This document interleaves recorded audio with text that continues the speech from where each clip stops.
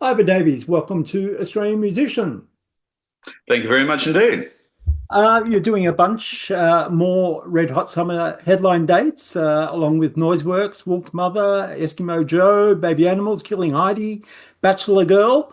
Do you enjoy those multi-bill concerts? I love those multi-bill concerts. I mean, when I actually heard about the lineup, I couldn't actually quite believe they got those people together on the same day. Um, so I don't know what in, inducements were made, but it's fantastic. And we've done a couple so far, and your first night I looked over and there's Wolfmother standing on the side of the stage and in the wings, and then we were doing an encore. We must have gone through the whole show last Saturday night. John Stevens was there to the bitter end, which was fantastic. It just made me smile. Loved it. Of course, the crowds want to hear your hits. How do you keep that material fresh for yourself? Look, it's different every time. It's a fair question, but for some reason, it's a thought that never crossed my mind that it was, not going to be entertaining for us as well.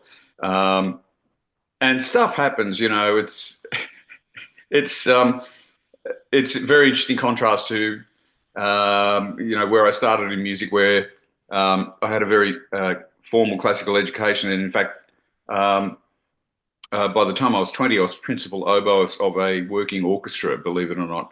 And first, the first thought that occurs there is that it never occurred to me to write any music. It just never occurs to a classical music. Well, it probably does to some, but the mindset is to play what's on the page in front of you that was written, 200 years ago or whatever. Um, but the mindset is to get it exactly right. And if you don't get it exactly right, not only does the whole orchestra hear, but all of your highly informed audience will hear as well. Um, and you have made a mistake. There is no sort of glossing over it. And to that extent, I'm probably lazy and a coward because when I bailed to form a punk band, the rules are completely different. And that is, if I forget the lyrics, then I'm simply creating free-form poetry. And there's no question of playing the dots on the page. You play what comes next, basically. And so, of course, inevitably there are variations every single night. And sometimes, I play some of the world's worst guitar solos, and sometimes I play really good ones. Um, and uh, and I'm not getting any more reliable in that respect, I guess. So, what was the spark that lit your flame for music as a kid in the first place? Well, if I told you the story, you probably wouldn't quite believe it because I grew up in regional New South Wales in Wagga Wagga. My father uh, believes that I was about four. I thought I was a little bit older than that, but he says no, four. And we're at, Wagga Wagga at that point, like a lot of, it had been a country town, had one main street. There was some sort of parade. It must have been Anzac Day or Australia Day or something or other. Um, and I heard this distant groan and sound, and then this rat-tat-tatting of uh, incredibly high-tuned skins, and the next thing I knew, the Wagga St Heather's pipe band, St Andrews Heather pipe band, it's called, I think, marched past, and I was absolutely besotted and became completely besotted by the bagpipes. And in fact, my parents took me to see the pipe major, who was a Scotsman, and he looked at my hands and he looked at me and he said, "Bring him back when he's seven." My hands were just simply too small to even fit on the smallest learning chanter, they call the thing that you actually learn how to play the melodies on, not the full pipes and disaster and bag. But I was incredibly persistent, and I did wait that 3 years, and I went back and I learned how to play the pipes, and I have a photograph of myself in full regalia marching with that pipe band at the age of 9. a very strange place to start. We moved to the city at the end of my primary school period, and then, of course, I went off to the new big boys' high school. On the first day, the music teacher said, "Any musicians here, boys?" And a number of fairly predictable hands went up, a pianist, a clarinetist, a trumpet player. And I enthusiastically waved my arm and told the teacher, "Yes, sir, bagpipes." And the blood drained from his face. And Mr. Shirley said to me, and I'll never forget, he said, "Ah, well, I think you should learn to play something more sociable. My wife is an oboe teacher. We have a spare oboe in the storeroom, be at my house after school on Thursday." And from there, I took on this instrument that I didn't even know the sound of, and apparently became very good at it quite quickly, and eventually won a scholarship at the Conservatorium of Music. And it seemed laid out before me that that's what I was going to be doing. I won an audition to the ABC National Training Orchestra, which doesn't exist anymore, but it was a working orchestra then. All the working orchestras of Australia were run by either the ABC or the Elizabethan Trust. So the Sydney Symphony, the Hobart Symphony, the Melbourne Symphony, the Adelaide Symphony, they're all ABC institutions. I won an audition to get into the kind of seeding ABC orchestra. And while I was there, I'd just been promoted to principal oboe, and I took my oboe, beautifully handmade French oboe that my father had really extended his very diminished resources to buy when I was about 16, to Sydney's leading woodwind repairer. And when I got it back, it was completely ruined. I couldn't get a note out of it. And the upshot of that was, it's a long dramatic story, but I was simply had to resign from the orchestra. I didn't have an instrument that was capable. And that, dear listener, is the end of my classical music career. Yeah. So by then I'd moved out of home into the big old mansion, the notorious Icehouse. Had to pay the rent, got a couple of cleaning jobs, and the only other thing I could do was play the guitar. And in that place, formed a covers band, which became Flowers, and the rest of that history, you know. Yeah. So it was from the high end of classical music to punk rock in a very short amount of time. So, do you have an emotional attachment to your instruments? I know you've recently been asking about an original Les Paul that you lost, but does that apply to your woodwind instruments as well? I do. I have two oboes. They're both beautifully handmade Marigot oboes made by a company in Paris that's still in the same building, probably after 150 years. I actually got that oboe. So a whole career had sort of taken shape. Um, One of the lovely members of the Sydney Symphony at the time was an old Englishman who played cor anglais. He was the third oboist, as it were.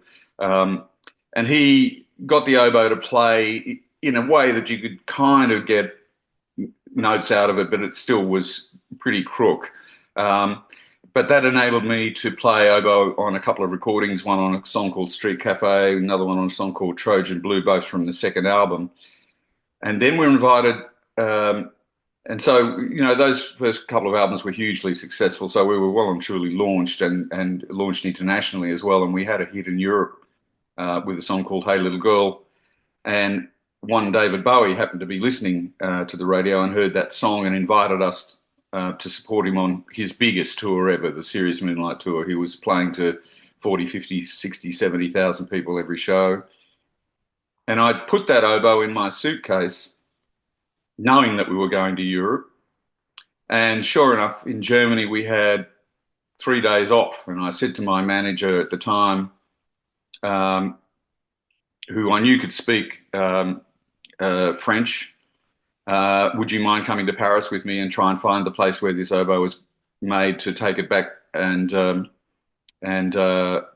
it repaired?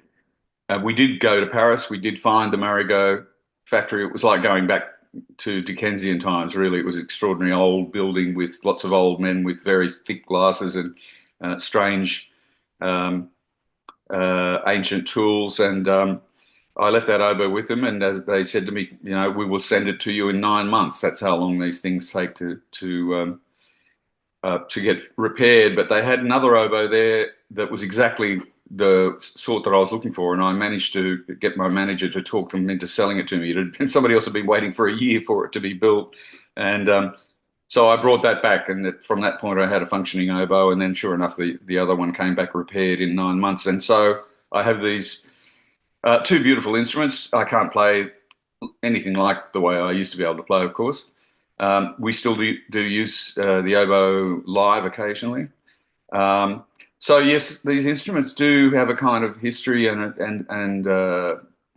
they have stories attached to them, and therefore they have an attachment to me. It's a strange thing about instruments, I guess. They can speak. They have stories to tell. Yeah. So, why did you decide now to ask about the Black Beauty Les Paul that you lost a long time ago? A number of things. I think I'm not a social media user, but I have, under an alias, joined a number of vintage guitar selling and swapping Facebook pages just to keep an eye on what's floating around out there because I know our lead guitarist has lost a couple of guitars. And what has occurred to me viewing these pages is how many thousands of amateur guitarists there are who know a lot more about guitar histories and detail than I do. And yeah, so it occurred to me that it was a possibility that, with that network, there may be the possibility that somebody will come across that guitar. Yeah. What are you currently using on stage? What's your main guitar that you enjoy using? Well, the loss of that guitar and the attempt to replace it sort of was the gateway to sort of drug to actually swapping to Fender Stratocaster. So I kind of jumped ship from Holden to Ford, as it were. And I've been playing Stratocasters ever since. Primarily, I have used a Les Paul on recordings.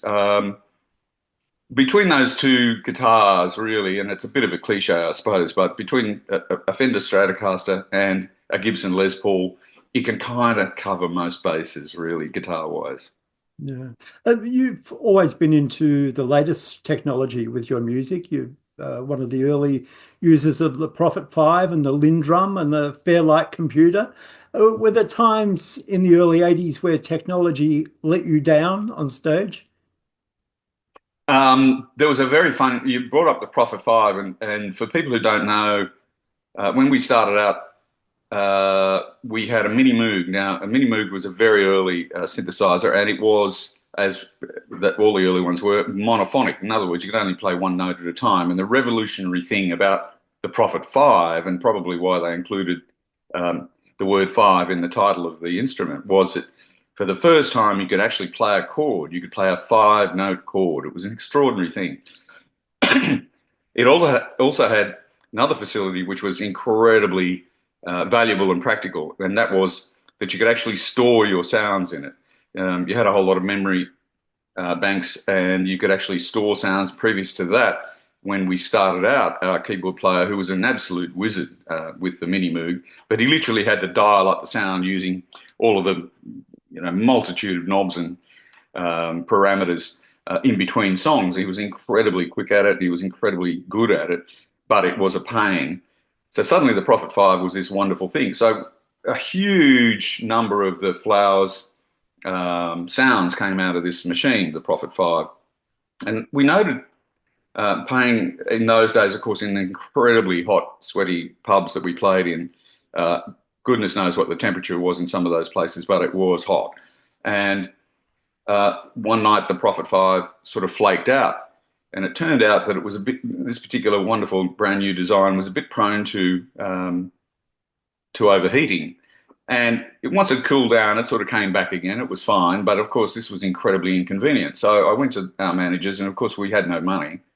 And I said to them, can we borrow enough money to buy a second backup Prophet 5? And they said, yes, yes, yes. And as I explained to them, they had problems overheating and so on and so forth.